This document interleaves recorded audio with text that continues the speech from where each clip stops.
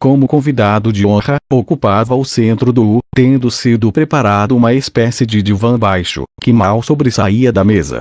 Ainda que todos os convidados tivessem recebido na manhã de sexta-feira o respectivo convite com os nomes dos restantes comensais, de acordo com uma arraigada tradição, o dono da casa enviara naquela mesma manhã de sábado outros tantos mensageiros aos domicílios dos seus amigos, recordando-lhes o lugar e a hora do banquete. Respeitosamente, esquecendo mesmo a grande amizade que unia as duas famílias, Lázaro tinha esperado esta segunda e última comunicação do mensageiro. Só nesse momento saímos de casa. Ao subir as escadarias da casa de Simão atraiu-me a atenção uma tela branca, pendurada nas portas do átrio. Lázaro explicou-me que aquele pano dava a entender que ainda era tempo de entrar na ceia. O aviso só era retirado depois de ter sido servido o terceiro prato. Jesus e os seus discípulos, os 12, estavam já no pátio quando meu amigo e eu fomos recebidos pelo anfitrião. Pelo que pude apreciar, o rabi parecia ter esquecido o desagradável encontro com a multidão que lhe pedira um milagre, e ria abertamente, demonstrando um humor invejável. Em contrapartida, os seus homens, apesar de terem prescindido das espadas, não refletiam demasiada alegria. Senti-os nervosos e tensos. Em seguida, compreendi a razão. Entre os convidados encontravam-se 4 ou 5 sacerdotes de uma das comunidades de fariseus, mortais inimigos do mestre. Às portas permaneciam alguns guardas do templo, levitas, na sua maioria, que tinham acorrido a Betânia com a suspeitíssima missão de escoltar os altos dignitários do sacerdócio de Jerusalém.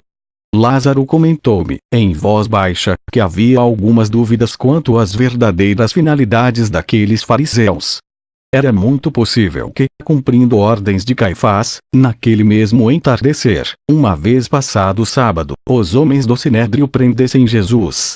Mas os separados ou os santos, como também eram conhecidos os fariseus, não fizeram gesto algum que pudesse alertar os adeptos de Cristo. Pelo contrário, embora em momento algum se aproximassem do grupo em que dialogava Jesus, depois de arregaçarem as amplas mangas das túnicas, deixaram que as mulheres procedessem à obrigatória lavagem de mãos e pés, reclinando-se nos seus lugares com vivos sinais de satisfação.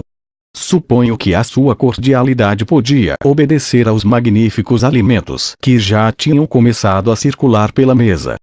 Os criados de Simão tinham disposto uma espécie de grandes tigelas de fina cerâmica, hoje conhecida como terra sigilada, compactas e de cuidada forma, fabricadas de barro vermelho, segundo me disse Lázaro, provenientes de Itália. Ao levantar a minha tigela pude ver na sua base o selo do fabricante, um tal Camorius, conhecido oleiro de Arezzo.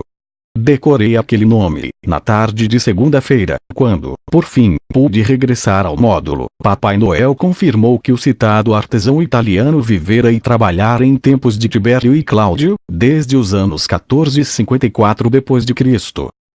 Simão, seguindo os costumes, contratara um cozinheiro de Jerusalém. Curiosamente, se as coisas saíam mal e se todos se mostravam desgostosos com a ementa, o chefe de cozinha devia reparar a afronta, pagando do seu bolso os gastos, numa proporção que sempre dependia da categoria social do anfitrião e dos seus comensais. Não foi este o caso. A verdade é que tudo se passou de modo estranho. Pelo menos para os hebreus. Depois do caldo, à base de verduras e ervas aromáticas, único prato em que se utilizou a colher, os convidados saborearam peixe cozido e cordeiro assado, habilmente condimentados à base de cebolas e alhos. Servidos em bandejas de bronze e prata. O quarto ou quinto prato consistiu em frutos secos, especialmente passas de uva, tâmaras e mel silvestre.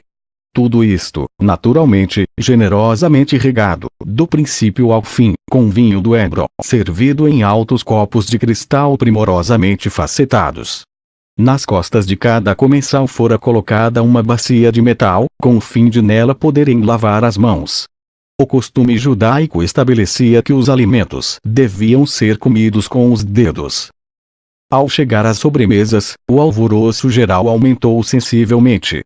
Alguns dos criados e músicos contratados por Simão começaram a tanger os seus instrumentos, fundamentalmente flautas e cítaras, e as mulheres, que tinham permanecido de pé ou sentadas no grupo à parte, dependentes dos convidados, uniram-se à música, batendo palmas por cima das cabeças e acompanhando o ritmo com o corpo. Jesus, que tinha comido com grande apetite, bebeu o seu terceiro copo de vinho e sorriu ao grupo, em que se destacava Maria. A irmã mais nova de Lázaro, como as suas outras companheiras, tinha modificado a sua indumentária comum e vestia uma atraente túnica, tingida com a célebre púrpura de Tiro e Sidom. As nossas informações apontavam para o fato de o célebre molusco das praias da Fenícia, o murex, ser a matéria-prima da qual se obtinha a púrpura. Este gastrópode segrega uma tinta que, em contato com o ar, fica vermelho escura. Os fenícios descobriram-no e souberam comercializá-lo. Maria, tal como ordenavam as normas sabáticas, prescindira da sua habitual faixa na testa e deixava flutuar a negra e longa cabeleira. Naquele momento, enquanto os criados retiravam as bandejas, dava começo, na realidade, o que nós conhecemos por sobremesa. Os comensais, eufóricos pelos vapores do vinho, embrenhavam-se nas mais diversas e intermináveis polêmicas.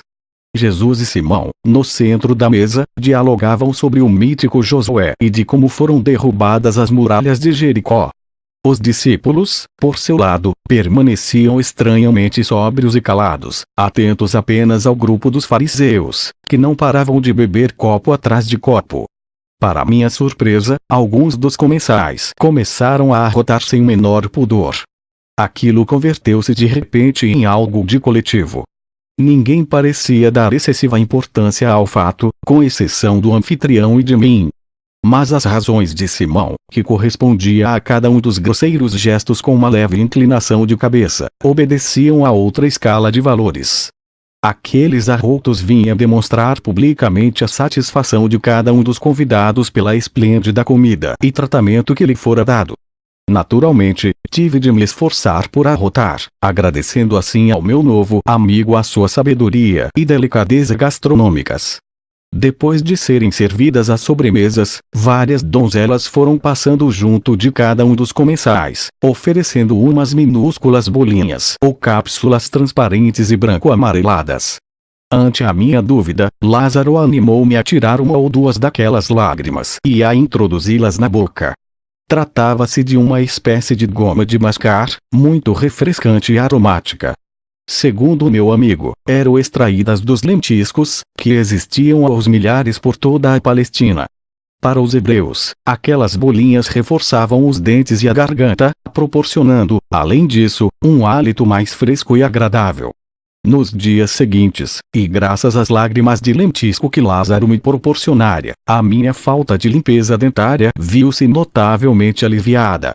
Mas, ainda que tudo parecesse decorrer dentro da mais sã e intensa alegria, não tardaria a arrebentar o escândalo. Creio que todos, ou quase todos os presentes, distraídos com a música e a agradável tertúlia, tardaram uns minutos em reparar naquela donzela que, saída às escondidas do grupo das mulheres, se ajoelhara nas costas de Jesus.